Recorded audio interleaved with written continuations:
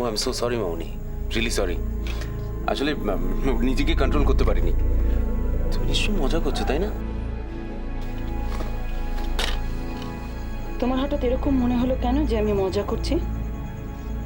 তোমরা খেয়ে নাও। আমি কি তোমার সঙ্গে কখনো মজা করি? না না, তা ঠিক নয় আসলে। হঠাৎ এরকম একটা খবর দিলে তো মনে হলো যে মানে ঠিক বিশ্বাস করা হয়ে ওঠেনি। তাই ভাবলাম যে তুমি নিশ্চয়ই মজা করো। তুমি নিশ্চয়ই মজা করার জন্যই কথাটা বলছো। কেতকীর সঙ্গে তোমার বিয়েটাও তো হঠাৎ করেই ঠিক হয়েছিল তো? মামনি, আমি বলছিলাম যে রায়চৌধুরী পরিবারের ছোট ছেলের বিয়ে বলে কথা, যাত্রার সঙ্গে বা যেমন তেমন ভাবে দিলে তো চলবে না, তার জন্য অনেক কাঠখড় পোড়াতে হবে। যাত্রার সঙ্গে বিয়ে হবে তা তো আমি বলিনি, আর যেমন তেমন ভাবে হবে তাও আমি বলিনি। আমি শুধু বলেছি যে আমি রূপমের বিয়ের ব্যবস্থা করছি। অসম্ভব।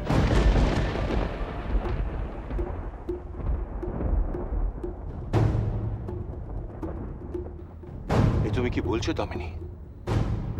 রূপমের বিয়ে?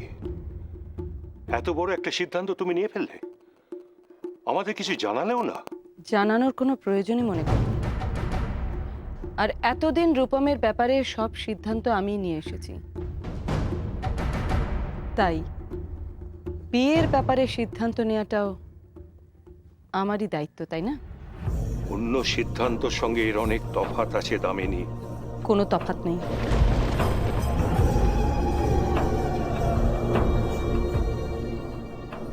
আমি যা করেছি তা ভেবে চিন্তেই করেছি। রূপম মানসিকভাবে অসুস্থ। এইরকম মানসিক অবস্থায় ওর বিয়ে দিলে সাংঘাতিক কিছু একটা ঘটে যেতে পারে। ভালো তো হতে পারে। তোমরা সবাই রূপমের ভালো চাও না? 100 বার চাই মামনি। তাছাড়া মামনি তো রূপমের ভালো করার চেষ্টা করছে। সত্যি মামনি, কি বুদ্ধি তোমার! বাড়িতে বউ এলে ছেলেটা ঠিক ভালো হয়ে উঠবে।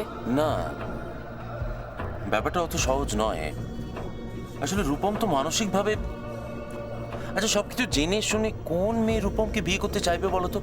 এই রায়চৌধুরী পরিবারের বউ হতে পারাটাই সৌভাগ্যের, তাই না? আর রূপমও তো এই রায়চৌধুরী পরিবারেরই ছেলে। ও, তার মানে রূপমের বউ কে হবে সেটা ঠিক হয়ে গেছে। কাজটা তুমি ভালো করছো না দামিনী। আমার কাজের খুঁত তুমি ধরো না, নিজের কাজ তুমি নিজে করো। মামনি, বলছিলাম যে রূপমের বউকে আমরা দেখতে যাব না? তার কোনো দরকার নেই। আগামী রবিবার আমাদের বাড়িতে একটা পার্টি হবে, আর সেই পার্টিতে রূপমের বউয়ের সঙ্গে আমি সবার আলাপ করিয়ে দেব। শ্রীরূপ, তুমি পুরো পার্টিটা অর্গানাইজ করে দিও, ওকে?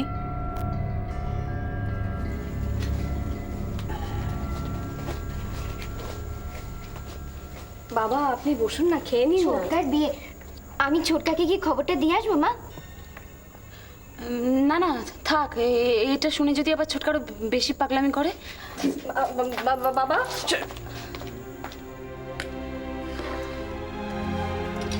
মামনিকে এখনো ঠিক মতো বুঝে উঠতে পারলাম। নিজে তো খাওয়া যাচ্ছে না। পার্টির খাবারগুলো কিন্তু ভালো হবে। তুমি বরং পার্টির লিস্টটা তৈরি করে ফেলো, হেল্প লাগলে বলো। হরি হে দীন বন্ধু।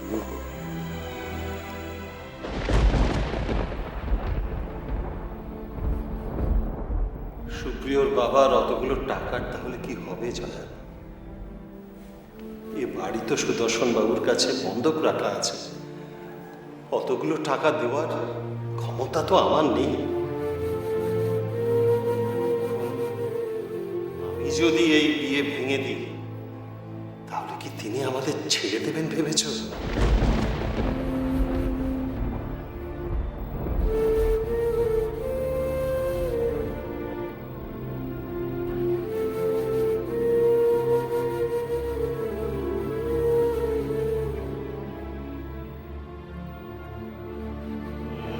দুর্গা,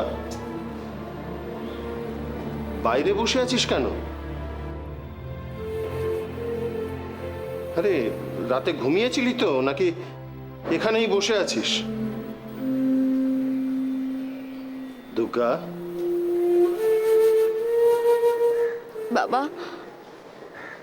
আমি তোমাকে খুব বিপদে ফেলে দিয়েছি না?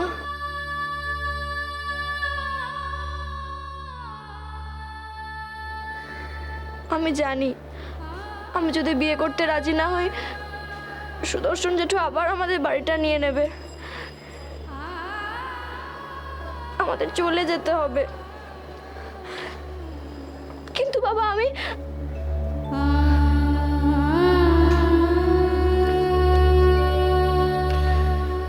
তুই বুঝি এই নিয়ে ভেবে ভেবে সারা রাত ঘুমোতে পারিসনি? তুমি আমাকে নিয়ে এত চিন্তা করছো, ভালো করে খাচ্ছ না, ঘুমোচ্ছ না। আমাকে নিয়ে তোমার এত চিন্তা বাবা, আর চিন্তা যদি আমি একটু কমাতে পারতাম। তুই কিছু ভাবিস না মা, সব ঠিক হয়ে যাবে। কি করে ঠিক হবে বাবা? একটু পরেই পুরোহিত মশাই আসবেন, তাকে আমি সব বলেছি। তার সঙ্গে আলোচনা করে তারপর যা সিদ্ধান্ত নেওয়া যাবে। তুই দেখিস মা, পুরোহিত মশাই সব সমস্যার সমাধান করে দেবেন।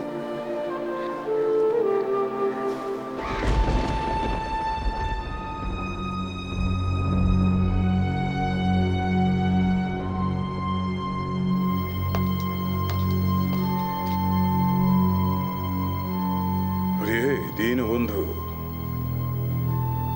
আসুন আসুন, আমি জানতাম আপনি আসবেন।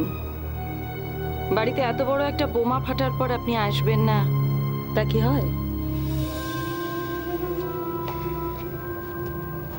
তোমাকে স্বাবলম্বী হতে দেখে আমি খুব খুশি হয়েছি।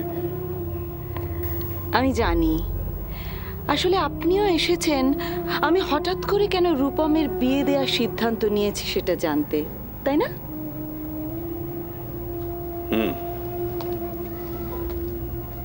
বুঝেই যখন ফেলেছো তখন আর প্রশ্নটা নাই বা করলাম, উত্তরটা দিয়ে দাও। রূপমের সম্পত্তি হাতের মুঠোয় নেবার এর থেকে ভালো উপায় কি আর আছে? কিরকম? খুব ধুমধাম করে রূপমের বিয়ে দেব, বাড়ি ভর্তি লোকজন, চারদিকে আলোর রোশনাই, বাইরে বসবে রসম চৌকি, আমি বরণডালা সাজিয়ে নিজে হাতে রূপমের বউকে বরণ করে ঘরে তুলে নেব। আরে হে দীনবন্ধু, এতে তো খরচের পাল্লাটাই ভারী হবে। জমা হবে কি কিছু? এই আপনার এক মুশকিল, আপনি সম্পত্তি চান কিন্তু আইন জানার ব্যাপারে একেবারে কাঁচা। আরে স্বামী সম্পত্তির উপর স্ত্রীর কতটা অধিকার সেটা আপনি জেনে নিন। বিয়ের পর রূপম যদি মারা যায় তাহলে তার সমস্ত সম্পত্তি পাবে তার স্ত্রী, আর সেই স্ত্রী যদি আমার হাতের মুঠোয় থাকে তাহলে তাকে দিয়ে সম্পত্তি লিখিয়ে নিলেই।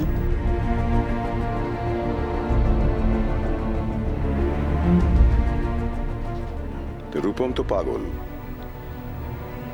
ওকে কে বিয়ে করবে? কে বলেছে রূপম পাগল? এতদিন আমরা বলে এসেছি রূপম পাগল, তাই সবাই জানতো রূপম পাগল। আজ আমরা বলবো রূপম সুস্থ, আর তখন সবাই জানবে যে ও সুস্থ। আর তারপর একদিন নিজে থেকে রূপম আমাদের রাস্তা থেকে একেবারে সরে যাবে। দেবনি, তুমি রূপমকে কি একেবারে সরিয়ে দেবার কথা ভাবছো? মানে রূপমকে তুমি? আমি কেন সরাবো? আপনার দীনবন্ধুর ইচ্ছে রূপম একদিন স্বাভাবিক নিয়ম অনুযায়ী মারা যাবে, যেমন করে তার বাবা মারা গেছে, মা মারা গেছে, কেউ কিচ্ছুটি জানতে পারবে না।